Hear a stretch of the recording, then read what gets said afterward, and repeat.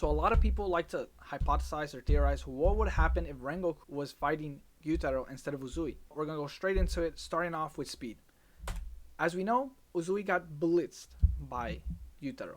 Now, we also have to consider how fast is Rengoku. The only feat we have for Rengoku is him against Akaza. And now, I know in the English manga, it says that Tanjiro can actually follow him fighting Akaza with his eye. But that's actually a mistranslation. I went ahead and bought the Japanese version, translated it, which it says Onai, which is the negative form of to follow. Me mean eye, so he cannot follow them with his eyes. But no, Tanjiro can in fact not see them fighting, Rengoku or Akaza, and Akaza fighting. Just off of speed, he blitzes and actually kills Gyutaro the minute he would appear. We'll give him the benefit of the doubt. We'll use that one statement where they say that Uzui's the fastest Hashira. I'm pretty sure it was some sort of like reader voting for who would be the fastest, but I digress. If you think that's true where Uzui's faster, well then let's talk about strength. Now you might want to argue that Uzui is stronger, but as you can see, they're interchangeable. He's not actually stronger. It says really strong, but they're pretty much on par strength-wise, because again, this doesn't even consider their abilities as Hashira with their breeding techniques, which I covered in my tier list, which you should go watch. If for some reason you want to say he gets poisoned, guess what? Zenitsu was able to slow down the poison by using his own breeding techniques.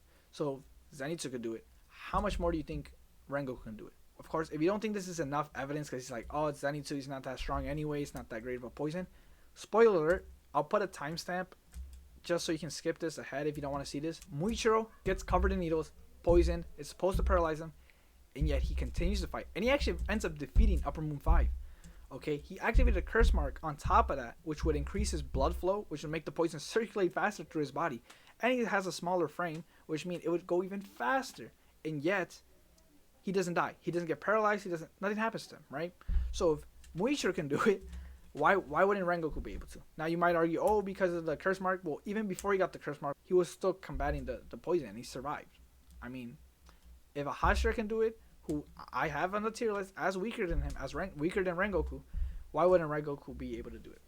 So in conclusion, Rengoku wouldn't be affected by the poison.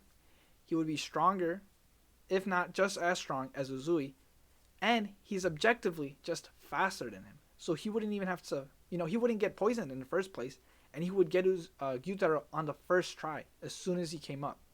So, in conclusion, the dub goes to Rengoku, and it's really that simple. And we really could have just stopped at him being faster, but if you wanted more evidence, there you go.